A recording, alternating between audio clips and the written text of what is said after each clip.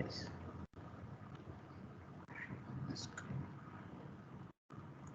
You are able to see the screen, right? Yes, sir. Okay, so anyway, last class we have closed our I think the third unit maybe, okay, which is on the design philosophy. So we have discussed about steel, metal properties and others. Now we have also discussed about the loads, okay. So now we have to have a design philosophy on balancing these two things, okay. So the design philosophies, we have working stress, ultimate, then limit state, these three methods are there. And so the method, so where you are applying the factor of safety. So in working stress method, you apply factor of safety on what, which one you will make factor of safety on load or on the strength side. So where the factor of safety is there? On the strength. On the strength, okay. So that is on the power. We have also seen 0.66, so these values are there, and this was there long back in the older code itself, okay. So now after that, we said some limitations was there, and finally ultimate load design method came. So here, where do you apply the factor of safety, on the strength or on the load? On the load. On the load you apply, and then we have also defined load factor also, ultimate load towards the working load. So this also we have seen how this 1.7 comes. See what is this magic number 1.7, how it comes in the code, in the old code, that is IS 800 1984. So last class you followed, right? I already told the load factor is, it is a multiplication of your factor of safety, that whatever working stress contains multiplied by this shape factor, okay. So which is defined as ratio of the plastic section modulus to the elastic section modulus. So I sections, it was some 1.2 or something, you multiply, so you will get that 1.7. So this also we said. And then finally, we went towards limit state design, but limit state designs started with probability theory, okay. So which was established long back, where the uncertainties and all other things came into picture. And I also defined characteristic yield strength. Then these things you should know, because anyway you would be taught in RCC, but just 95%, other one is 5% thing only, okay. So finally say, so the concept is you follow, right? If you make resistance more than capacity, so then uneconomical comes, and the loss of money also. So better what we do is we will take some risk actual, okay. That is a failure, and you cover this risk with insurance kind of a thing. That was the concept. So the limit state design, say it came from that procedure itself, okay. And then we have also seen reliability also, where beta, which is if you understand probability theory like mu by sigma, and then how safe you are and other things also. So we have these type of numbers also are there in the reliability based design itself, okay. So then our limit state designs, what we have said was it is based on this concept only, but instead of talking beta, all those probability of failures, the practicing engineers, they may not be having these type of background. So the code wanted to make it as simple as it can. So what they said was, you do part safety factors, you do safety factors for load, safety factors for the resistance also. So that is the concept. So two factors of safety will be there, and apart from that, the factor of safety for the loads is not same. Dead load you have some other, live load you have some other, then earthquake load, so you have some other combination. And then code also clearly mentions now safety serviceability, okay, because serviceability is related to more the comfort, vibration and others. Safety, of course, you followed, right, of the structure itself. So clearly it has specified. So two factors of safety we have seen in our last class, and they all came from reliability theory only. But code doesn't mention, just we will give this factors of safety, because it will be easy for the people to understand without having the background of reliability or the probability theory itself. So this also we discussed two limit states, and what are those? Clearly the code mentions. So I hope all of you would have read the code, the once again, okay. So they have clearly mentions what do you mean by this, what do you mean by this, clear cut definitions have been given, okay. And finally says, so these are the factors of safety, for strength as well as serviceability. So you have to do both the checks, okay.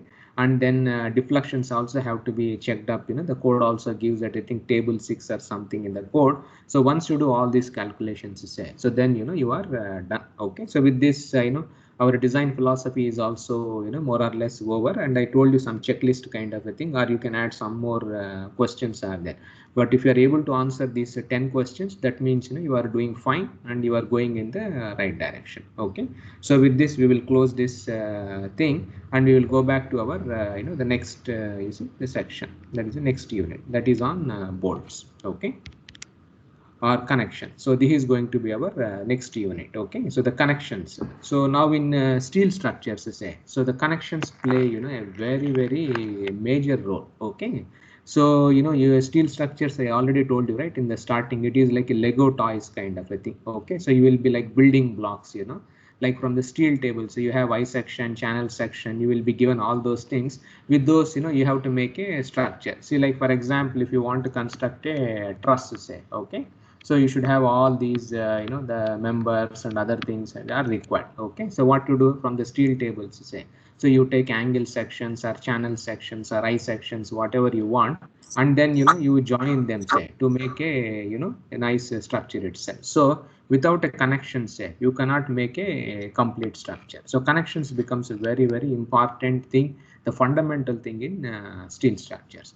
Now, apart from, making a complete structure, say, generally, long back, we discussed built up sections, compound sections. So sometimes what happens in some problems, you would have solved a problem, say, and you have got some design, the dimensions or the design section modulus. Now, if you look in the steel tables, say, you may not get that, the section which corresponds to that section modulus, or maybe, the dimensions may not be available. So our moment of inertia, so what we do is we take some sections like angle section, channel section or something. So you construct your own I section. Okay. So something like this, if you want to increase the moment of inertia, say, you add one more flat here, so you decide. So these are what we call as built up, and then you see compound. So when you do this one here also, connections becomes important. How this flat is connected to web, all those things also many, the very becomes very important. So for built up members, so all those things, these connections becomes very important. Then another thing is in practical problems, say, suppose if you want to construct a 30-meter or maybe 20-meter long column, say, although you can manufacture in the factory, but you cannot do, transportation, it becomes a problem. There's that long things. So what one does is, you cut the specimen, some 5-meter or maybe 2-meter or whatever. So you bring all of them in the field, and then you join them with some kind of a connection. I think we discussed the splices, long back. I showed you some photographs also, how they construct, you see, very tall, or very long beams, say, by, this type of this one. So here also you require this connections. So connections are like, a fundamental actually in steel structures. Okay. So because, they play a major role in, to make a complete structure, you want built up members everywhere, say, most of the cases, the connections only are the most important thing in steel structures. Other things are very, simple kind of a thing. Okay. So now how many type of connections, if you see in steel, say, a code clearly specifies. Okay. So there are basically two types. One, you can do connections with these type of equipment, bolts, pins, rivets, screws, etc. And other one is anyway, this welding, you follow, right, the connection. So two type of connections are there, which are given in our IS 800. The code recommends also. Okay. And code, what they say is, suppose you can have a connection, say, half thing is, some portion is done by welding, some portion is done by bolts, say. So the code says, if you want to do connections, you do everywhere welding. You should not mix up these two. But if you want to mix up these two also, there are some clauses are there. But the best thing is, if you want to have a welding, say, do everything by welding. Okay. Don't some like half things are done by welding, other thing by bolts, then, the problems comes up. Okay. So anyway, so the code says two types of connections, bolts, or you can do this welding. So now this I'm just showing you one figure. So you can see, so here, this is a welding connection. So this is a column, say, all are I sections, you can see. So it has been connected to this beam through welding, this type of cross section. Then you can see here. So this is a long beam, say. So what he has done is you followed, right? So you have one I section here. So you can see they have been joined by a, this type of a bolted connection. So here also you can see bolted connections, here also you followed, right? Lot of I see the bolted connections are there, welding. So people use these things in a regular fashion. So now we will see both of them. First we will see bolts, then we will go for welded connection. Okay, so now what is the design philosophy? So generally for all connections, whether it is a welding or this bolted connection, the first thing is the design philosophy. How these connections have to be designed. So the broad guidelines, actually what our code or even what everybody follows is you followed, right? So we have to design the connection such that you should avoid connection failure. Okay, so before the member failure. So if anything happens say here, so what is our main aim? So which one should fail first, connection or the member? Now what is the requirement here, whether here this beam should break here or the connection should be, so which one should be the first thing should break, member or connection in failures? Which one you want to be fail first, member or connection? Connection. Why? Member. Somebody says Member. connection, member Member. to be failed first, but why? What is the reason? Of course, I wrote in my next slide, but what is the reason? Why do you want first connection to fail first or member to fail first? See, the reason is like this. Generally, which is more expensive in steel structure? Connections are more expensive or members? Members. See, sometimes that is other way around. Okay, the members may be cheap. Okay, the connections are very expensive. These bolts and other things, they are very almost, I think 50% of the cost say is done only by the connections only. Okay, that's why you follow, right? This is a very important. So if you want to save a lot of money or economical design, if you want to do say, so connection should be able to develop, you see, the full strength of the members. Okay, so that is why we want connection failure not to happen before you see the member failure. So that is the main reason. You see, economy also is very important because connections are very expensive. The welding, they take so much charges, and even the bolts and other things, they are very expensive, and they are very uneconomical kind of a thing if connection fails first before you see the member failure itself. Now another most important thing is, see, the member failure is very well understood. Okay, so we have done tests and mild steels, the stress strain curve you follow, right? Ductile failure and other things. But how connection fails say? So connection failure generally is not a ductile kind of a thing. See how connection breaks. See, like for example, if this bolt I will show you some things also, like when things breaks you follow, right? Connection failure, it will not be ductile, sudden it may be. Sometimes the bolts you can see they just shear off, actually brittle kind of a failure you observe in this connection. So this ductile failure and other things what you see in members that doesn't happen. So it is like a sudden kind of a thing, it happens in the connection failures. So generally what we do is from safety point of view also, so it is desirable to avoid conventional failure, and if we avoid, so the connections are designed much safer than the members say. So the member fails first, and anyway the members because it's a mild steel say, you will have ductile the failure, so that you will get some sufficient warning or something like that. So these are the two main reasons. One is from economy point of view, connections are very expensive, and other thing is because connection failure is not ductile, it is like a brittle, or it may be a sudden kind of a thing you will see during the connection failures. So that is why you see we want to avoid connection failure no, before this member failure. So generally, so that basic design philosophy is, so how this type of a structure breaks is mainly because of member failure. Connections will be perfectly be fine itself. So this is a broad design philosophy on all the codes, IS, Euro code, or whatever codes you are using. Say these 2 points are very very important in the connection design. Okay, and connections obviously they are where the critical you can see, right, the components of steel structures, and of course, as already I told you, they have the potential for great variability in behavior. So your behavior, say the structure behavior, the it strongly depends on the connection. So if you make you have in your hand, so if you make instead of 5 bolts you take 6 bolts or 7 bolts, the connection may be more rigid, you followed, right? So if you are using high strength bolt, or if you are using welding or this one, you see they will have a huge variability. So this in the behavior and strength also ductile, this one, so many issues are there. And of course they are very complex design, to design a, and compared to like tension member, beam and other things, they are all very well established, but to design a connection is very complex and challenging in steel structures. And of course obvious, right, once a connection fails means you follow, right, the entire structure is gone also. Okay, so these are, that is why you see the connection failures becomes very important in our steel structures, and design is very challenging in our steel design. Okay, so now first let us see bolted connections. So first we will see bolted, then we will go for welded connection. Okay, so bolted connections is so these, there are basically two things only the code recommends, very simple. So the one is rivets and other one is bolts kind of a thing. In bolts we have two types of bolts which are coming right now in the market. One is black bolt, or sometimes they also call this as ordinary bolt also. Okay, so this is a name they give.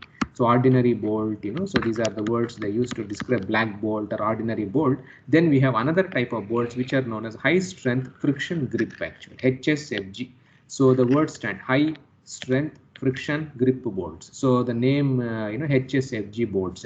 So these are also the bolts now widely used. They are very expensive, but now these bolts are widely used it in practice. Even compared to welding also, say they say that HSFG is much better than even welding also. So people are going for the HSFG type of bolts, but they're very expensive, almost double the price, or maybe but they will have very high strength. Okay, so we will see the advantages and all those details. So now this is how the rivets looks like. So and of course rivet connections say these are all outdated nowadays. Okay, so the rivets this is how you say a rivet looks like. You would have seen this one. So you can see the rivet, it has this portion we call as a head actually. Okay, and this portion is known as, or this one's a shank portion, they say, of a rivet. So now rivets, you see, 40-50 years back, say people were using regularly this riveting, but nowadays it has become outdated. The reason is because of HSFG bolts, because HSFG bolts are much better than, say, technology advancements, right? So rivets, you don't see rivets anymore in the newly constructions. There are some few people are there, but rivets are almost outdated actually. Okay, but there are some small here and there you will have. So if you see the new bridges or new things to say, rivets you will not be able to see them. But if you see any old bridges or old things, you will see these rivets. You can see. So these are all the riveted. You see the connections here also. You can see so many rivets are there. For this bridges itself. So in olden days, rivets was the most popular, but now they are outdated. So you can have a rivets with variety head. You can see circular head is there. Then you can see counter sunk, or you follow, right, some names have been given. So this is how the rivets work. So snap kind of a thing, they call this type of rivet as snap rivet, pan rivet, then flat countersunk. I think this is a flat countersunk kind of a thing. Okay, then we have round countersunk. So these are all the things which are manufactured in the factory, and we have IS code also how to manufacture this rivets, say. So for that also there is a code actual. Okay, so what type of metal you have to use, how to prepare these rivets, lot of things are there. And these are some technical. So if I want to join two plates, say, so this is one plate. Okay, so two plates are there. So if I want to join these two plates, say, so what you do, you have to drill a hole in the plate, and then this rivet you follow, right, you just place it inside. So here also there are some technical words. I told you that head is this one, shank we call them. So this we call as, this is the length of the rivet. Okay, the total length itself, and the portion, say, which is inside this two plates. So we call this as the grip actual. So these are all technical terms we use, you followed it, while riveting or even bolting also. So grip is how much portion of this rivet is inside these two plates. And then we have some initial clearance, you see the nominal. So this is a diameter, say we call as nominal diameter of the rivet. D is the gross diameter of the rivet, or even the hole itself actual. Okay, so these are some technical words. Now rivets, anyway, you followed it. How do they do riveting? So you can see, I will just show you a video. So what they do is like this. So you can just watch this video. So how they do this rivets. Okay. So this is, I think, a standard video which is available even in YouTube. All of you are able to see, right, the video. Yes, sir. Now, so they drill a hole. Okay.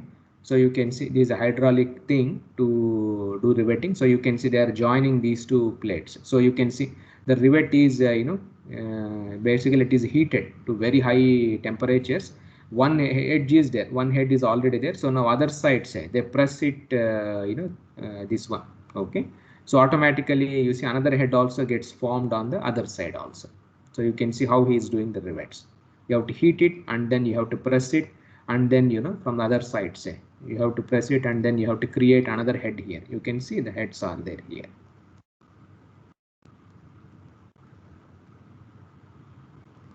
So this is how they do the riveting.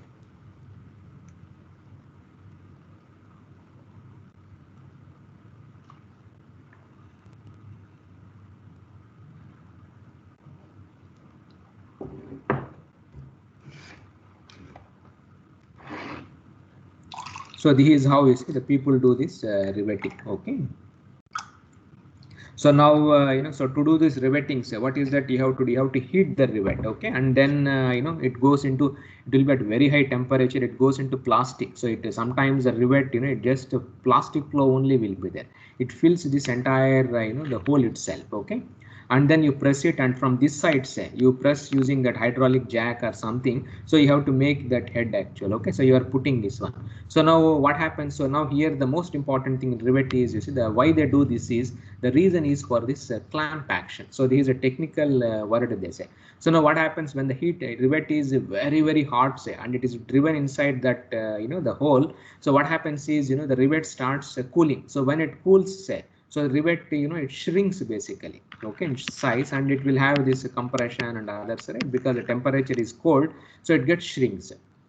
So now once it has shrinked, say, see what happens is these two plates, because of the shrinking or whatever, so it just pulls these two plates together actually. So because of this the compression of the plates, you followed it, occurs, and finally what happens is because of the compressive strength, friction gets formed between these two plates basically. And this process we call, as you followed, right, the clamp action. And whatever the load is there on the plates, like this is the one load and this is another load, so PP kind of a thing. So the load transfer happens basically due to this friction in the that two plates itself. So to generate this friction, so that the load transfer happens through friction, they do this technique. So they heat the rivet, so it fills the hole, and then you see they press it very strong. So it is something like pre-tensioning kind of a thing. So already the rivet is very hot, say. So it will be under tension, you followed it, and then you press it, it shrinks, and then compression comes, and then you followed it, and it generates a friction between these two plates, and the load transfer happens through this the friction itself. So this process they call as, you see, the clamp action. So this is the most important thing. Clamp action means the load transfer happens through friction. How friction gets generated in rivets? Because of this heat, and then you follow, right, you press it, all these kinds of things. So they generate this clamp action during the rivets itself. So anyway, so but this technique you have seen, right, whether riveting is safe. Can you do it in the field easily, riveting?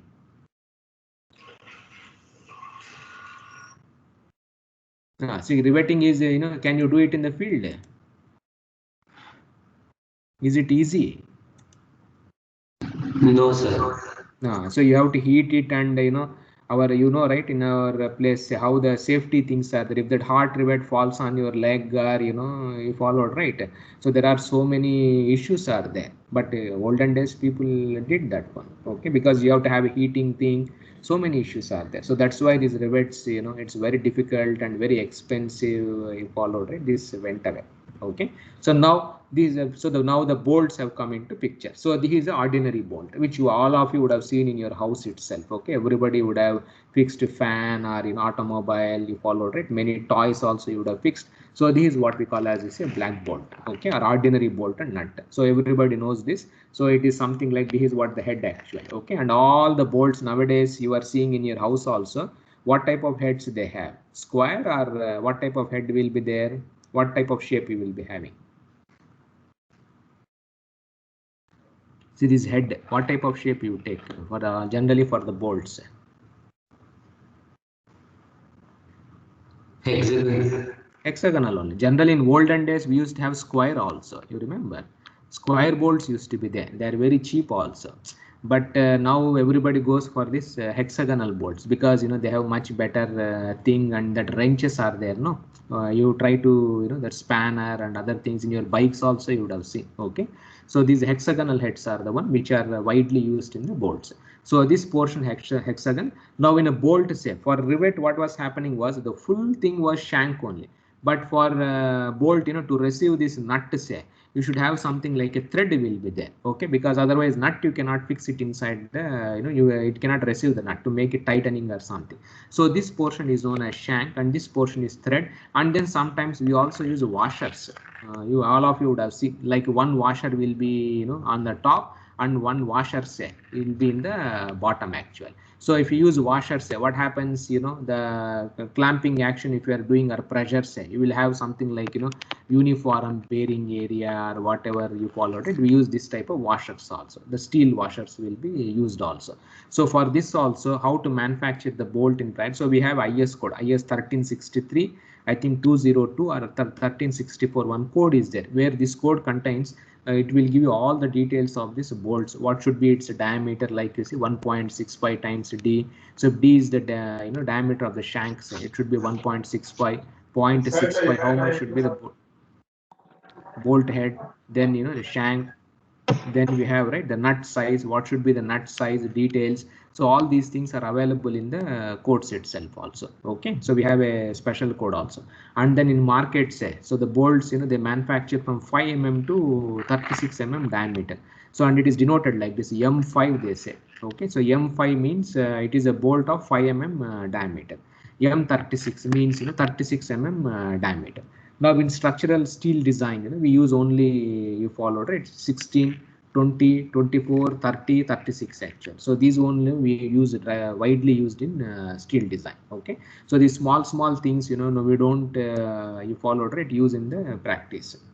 So these are the ones which are, and sometimes what happens is whenever you are having a bolt, say okay, so if it is subjected to dynamic load or sometime this nut may come up actually. Okay, after some time it may be loose or moisture or whatever, the nut may become loose. So what happens in practice is you drill a hole also after you fix the nut here, right?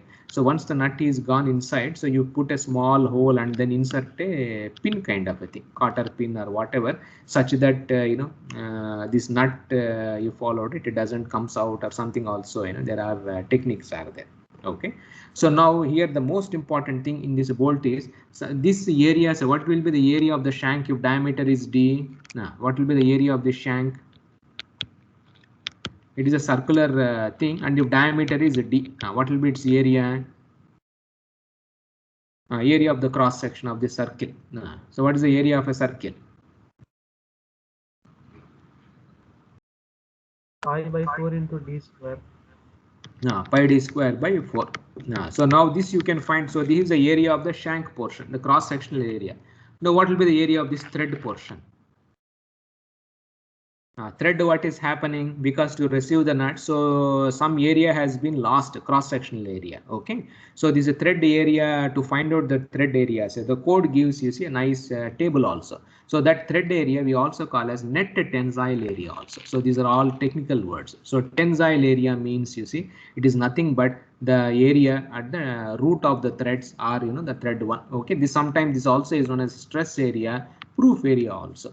So suppose if I have a bolt of 12 mm diameter, say shank area will be simply pi 12 square by 4. This is the area of the shank. Now the thread area, say, or the tensile area will be 84.3. So this also you followed it. There is a table is there in even in our IS 800 or in I think IS that 1363, this one. So we have this table. Suppose if I have a bolt of diameter 30, say its a shank area will be simply pi D square by 4. So 30 square by 4. So this is my shank area. Now to find out the tensile area, say, so there is a table which gives you followed it, these numbers also, because sometimes what happens is this area also becomes important because the shear plane, say, or it may pass through this thread also. So then you may have to calculate the area for this also. So that's why this, and our code also says if you suppose if you want the approximate factor also they have like 0.78. So this is a tensile area, say suppose AN, if I denote this one, is point times, you see, area of the shank. So this is a multiplying factor 0.78. Okay, so if you find out the area of the shank, multiply by 0.78, that will give you the thread area, or this is a tensile, the stress area itself. So this is you followed it, a very important thing in our IS code. All of you should remember. If you do the table is fine, but if the table is not there, so you use this multiplying factor 0.78. It's an approximate number. So area of shank you can find out pi d square by 4 multiply by 0.78. You will get the net tensile area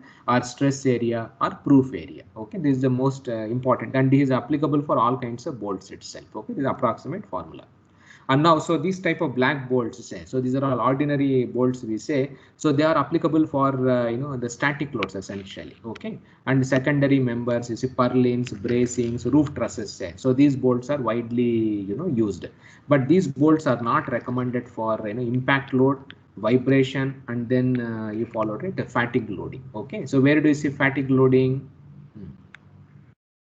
So fatigue loading, we already told, right? Fatigue means, you have like this actually. It's like a sinusoid. Stress reversals will be there. Sometime tension, sometime compression, compression, tension, tension, compression, like that, like a railway you followed, right? Turbines, railway bridges, So if a train is passing through a bridge, and let us say that bridge is made up of steel, and that bridge also will have a lot of bolts. Okay, so now if the train is passing away, you will be having a fatigue load, or this type of cyclic, these type of loadings will be there. So then these type of bolts have a problem here. Okay, and these bolts are they are made from, you see, the mild steel circular rods itself. So they are very ductile kind of a thing. Ductility will be more, but strength will be, you followed it, less. So mild steel we already discussed. Okay, high strength steel, high carbon steel we have already said. So these are forged from this mild steel, the circular rods itself. So I will just show you one more. So why this impact load, what happens? I don't know where it is. Yes. Yes, bolted connection. So you can see, you are able to see, right? So under this loading, so you can see this is a nice video which will help you. So you can see this video under dynamic impact loads. You can see, so this is a simulation what he has done. Okay, so you can see there is a bolted connection here. Now, so you can see there is a bolted connection. You followed right here. So this is my bolted connection. You can see right here. Or you can see in this graph also, you are having two bolts here, one bolt here and another bolt here. So now he is hitting with a an impact load, sudden hitting. Okay, so this is a thing. So what happens, you can see, you just see this connection itself actually. Okay, so you can see here. So see the top one. So he has zoomed it. So when suddenly it hits, you can see the bolts, how just this connection, say, just these bolts, and they just fly away actually. So from the connection, just you can see. So this happens, when you are using, these type of, the black bolts. So you have to be very careful, when you use this, the black bolts. Okay, so just the connection, just the bolts flies off when you are having an impact load, these type of things. And when you are having earthquakes, or wind, say, vibration kind of a thing, or railway also, these bolts are very, very dangerous. So, code doesn't recommend. So if you are constructing a bridge where railway line is passing, or traffic loads, say, so you have a vehicular load also, which is moving loads kind of a thing also, the code doesn't recommend these type of bolts. So you should use only for static loads, some purlins, bracings, say, you should use these type of bolts itself, and they are ductile. The failure will be there for these bolts. Now another bolt which is this HSFG, high strength friction grip. These are very, very strong bolt. You can see a photograph I put here. You can see the looking at the bolt itself, it will be so strong and weight will be very high. These are very, very strong bolts will be there. And then these bolts, say, okay, so you can see the nut head, they will be very, very thick actually. So this bolt also, you have, the hexagonal head, then shank will be there.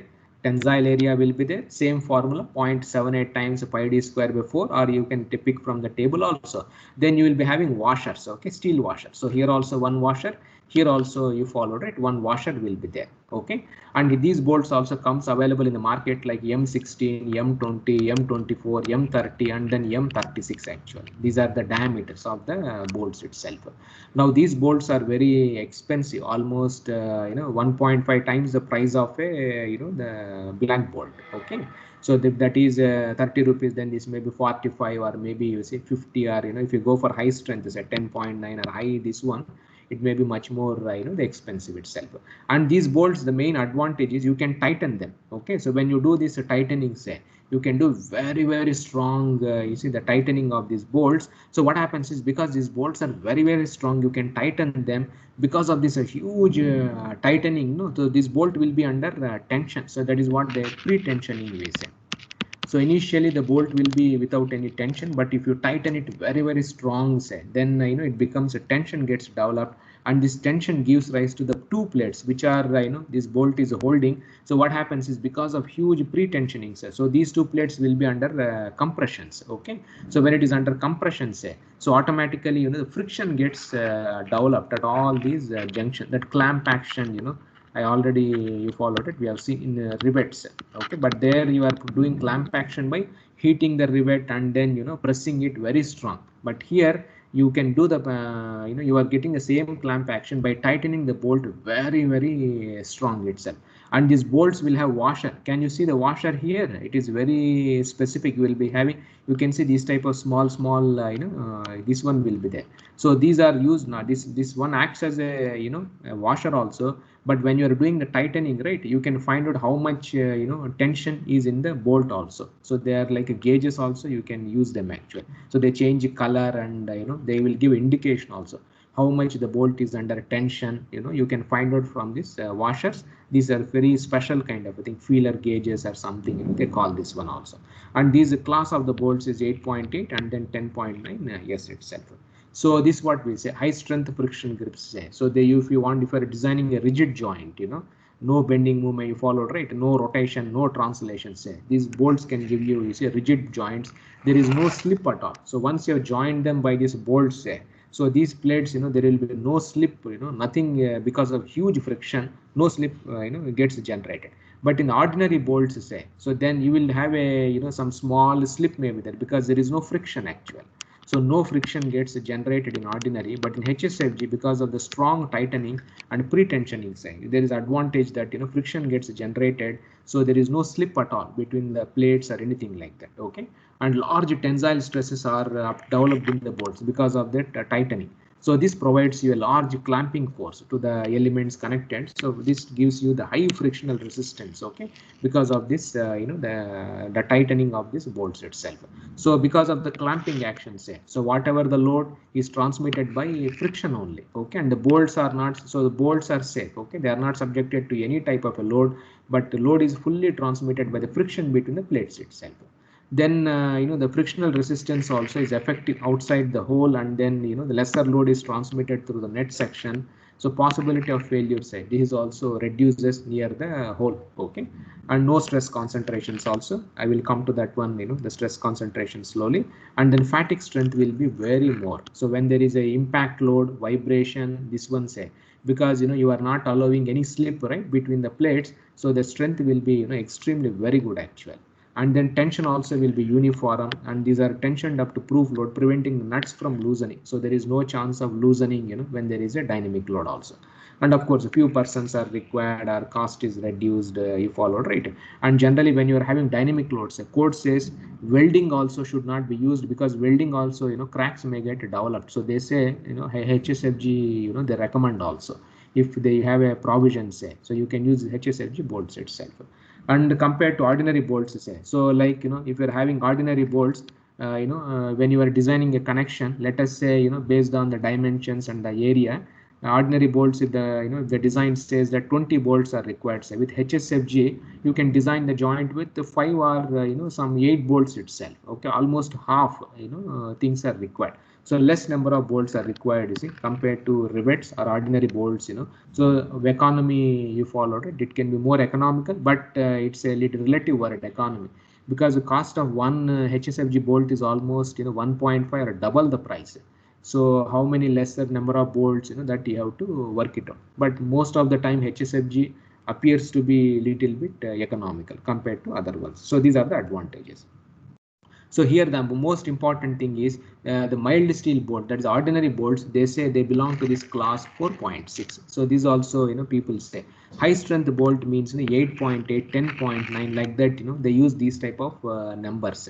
So this already I told you, ductile failure will be there. So these high strength friction bolts, they are made from alloy steel actually. Okay, their strength will be very high. But right, so if your strength is more, say, ductility will be less actual. Okay, so these are like you have to pay a price, and nothing comes free kind of a thing. So they have very low ductility but very high the strength itself. And of course fatigue, dynamic, they are perfectly fine. Now the most important thing is you should be able to understand what is 8.8, 10.9, what does these numbers stand for. So the code uses a specific format. So if I have a bolt, say, which is of class x dot y, okay, that is defined like this. So the tensile strength of the bolt is x into 100 by the megapascals. So 4.6 grade, say. So that means ultimate tensile strength. This is ultimate, the tensile strength whatever you have. So this is 4 into 100. So x is 4, 4.6, y is 6. So x is 4, y is 6 actually. So it says so x into 100. So 400 megapascals is the ultimate tensile strength of the bolt. Suppose if I have a bolt of grade 8.8, say, so its ultimate tensile strength will be 800 the megapascals.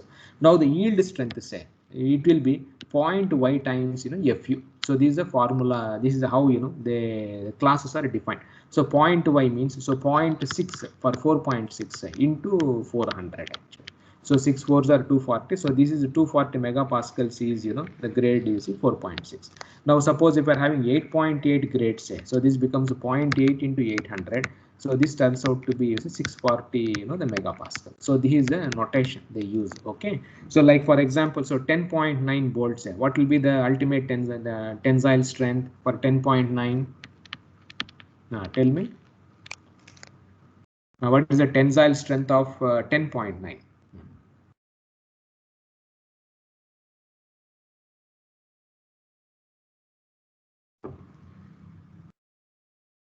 Now see here tensile strength, if x dot y, say, so how this is for 10.9. okay, now what is your tensile strength, what is the yield strength?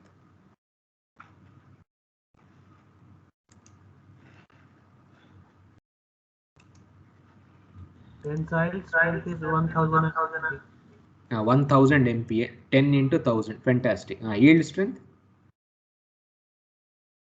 900. 900. Be careful. What is 900 here?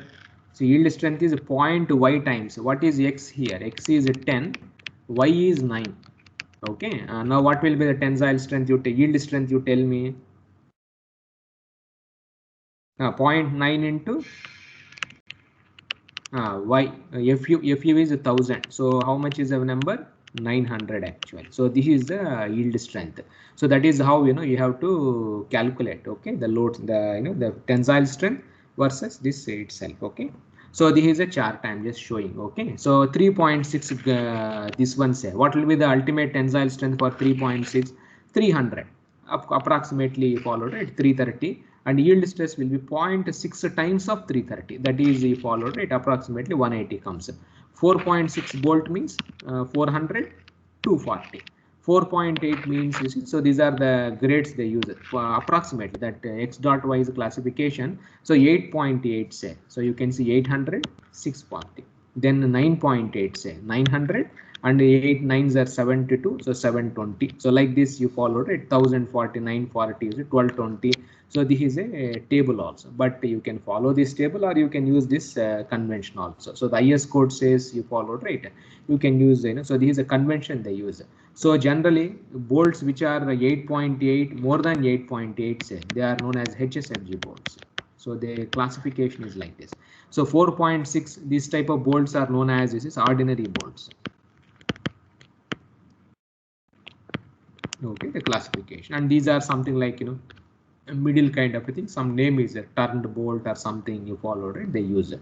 So whenever I say HSFG, say HSFG means a default, more than 8.8, which means HSFG, and the load transfer happens through friction. Now suppose if a bolt grade is a 4.6 or 4.8 or 3.6, say, it should be black bolt, and the load transfer, there is no friction generated. It ordinary, your bearing, shear and other things, you have to take care. So that is the classifications. Okay. So these are very important, and you can see the ductility also. Now you tell me elongation percentage, okay, which is indicator of ductility. Now which bolts are more ductile? Black bolt, or when as you are increasing the strength, ultimate tensile strength, say, what is happening to ductility? See here. What is happening as tensile strength increases? What is elongation percentage? Anyway, indicator of ductility. Okay. So we have defined long back. I think final length marks, how much it has been deleted. That extension we have discussed also. So now which are more ductile? Lower strength bolts. So like if I compare 3.6 and 12.9, say this end, that end, strength of this is 330, this is 1220. But when it comes to ductility, say this is a 25% actual, but whereas this is only 8% only. So it is like a compromise. High strength means less ductility, less strength means more ductility. So that's how you follow. So these are all HSFG bolts. So all HSFG bolt, their strength will be extremely high, 800, 830, 1200, but ductility will be small. And if you see 4.6 bolts, say, so strength is only 400, but ductility you followed, it is a 22, the percent itself. So you can see. So one, if you want something, you have to lose something. You have to, nothing comes free. Okay. So now coming to the installations, these bolts, so this is how they tighten the bolt, all of this one. So this is generally whatever we do for ordinary, we call them as snug tight actually. Okay, these are technical terms. So snug tight means you are just rotating that hexagonal net, keeping it this one. So the no clamping force, nothing will be there, and the plate will slip also until they bear on the bolts. And so these type of things, also known as bearing type connections, are the black bolt, the ordinary things itself. Then we have pre-tensioned bolts itself. Okay, so these bolts for HSFG we use because they have very high strength. So what they do is they tighten the bolt actually. Okay, so they bring the bolt to snug tight position itself. Okay, and then they will do extra turning. Okay, depends 3/4 they rotate the bolts there. So automatically this gives you tensioning in the bolts itself. As I told you, right, these washers, so these are very special washers are there. Okay, so they using these washers indicate if you are rotating the things how much tension. Now it is not under tension, so this washer will show zero tensioning on the bolt only. When you are tightening, you followed it, this nut from the snug tight position. So these washers also will tell what is the tension in this bolt, the pre-tensioning also. So this also they use. Okay, so these are the two things, pre-tensioning, snug tight. So snug tight is used for black bolts, no clamping force or no friction. Because their strength is very small, so if you tighten them much more, the bolt may itself may fail or it may break actually. Okay, so the HSFG, because of high strength, you can tighten them. So it depends. So there is no movement between the members until the frictional capacity. So now frictional capacity comes first. So once it has exceeded the frictional capacity, then only you will have a movement and then bearing, and this HSFG bolt also becomes like a ordinary this bolt itself. So this we call as friction type, non-slip connection, friction grip type bolting itself. Okay, and this is what the advantage. Already I showed you also, load transfer happens nicely because load transfer happens via friction, so it becomes easy. Then of course efficiency, then of course the economy also comes into picture. So now let us see the design of these bolts. Okay, so now when you are designing the bolts, say how you should arrange these bolts, what diameter you should use, and what should be the size of the hole. So this is the first most thing when you are designing a bolt. What should be the size of the bolt hole? So like if I am take a 16 mm diameter bolt, say HSFG, or it may be any bolt, what should be the size of the hole itself? So here our IS code specifies 4 types of holes. One is a standard hole. Okay, this is a word, standard hole, oversized. So this is a table I am taking from the IS code itself. It is in clause 10. Okay, you can go into the IS 800 also, you can see, and they have, so they will give you 4 types of holes: standard hole, oversized, then short slot, then they have long slot kind of holes, and they will give you like, so the bolt has a diameter 12 to 14 mm is the diameter of the shank. So the clearance is 1 mm actually. So which means size of the hole becomes nominal diameter plus clearance. So 12 meter is the diameter, say. So 12 plus 1. So this is the 13 mm should be the size of the hole actually, if it is to be classified as a standard hole. Now if it is a oversized hole, say, so then it becomes a 12 plus 3. So it becomes a 15 mm. Okay, then similarly say short slot, say, so it means 12 plus 4, then 12 plus 2.5 into 12 itself. So these how you have to calculate the size of the holes also. So for 16 to 22 you have another category. For 24 and then larger than 24, say, you have these type of holes. So these are the holes I am showing for 16 mm diameter. So for 16 mm diameter bolt, say, the standard hole means its size should be 18 mm, then this is a 20 mm, and then this is 22, then you have this 40 mm is the size of the hole itself. So now here why do we use this oversized short slotted long slotted holes, whether these things are required in design? Why the hole, if the hole is more, say, diameter is small, what happens to the bolt?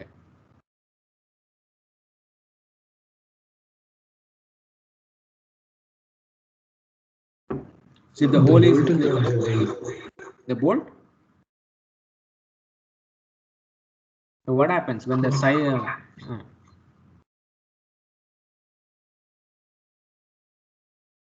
see, the size of the hole is more. Okay, so what happens for 16 mm diameter bolt? Suppose if you take 40 mm, say, now what happens? And you tighten, say, if it is ordinary bolt or water, what happens? The bolt basically the diameter is hole size is big, say, what happens? See, the bolt is There will be some space for the bolt to move. why do you want that space? See, whether these are required in practice. Expansion. Excellent. Expansion joints you have studied, right? Or maybe in practice, say, there may be errors in the erection somewhere, say. So for this, our IS code gives big you can use these type of holes also, okay, based on your requirement or something like that. Okay, so fine. So I think already we have reached our thing, so I will stop here. So we will continue in our the next class. So if you have any questions, you can ask me. So stop recording.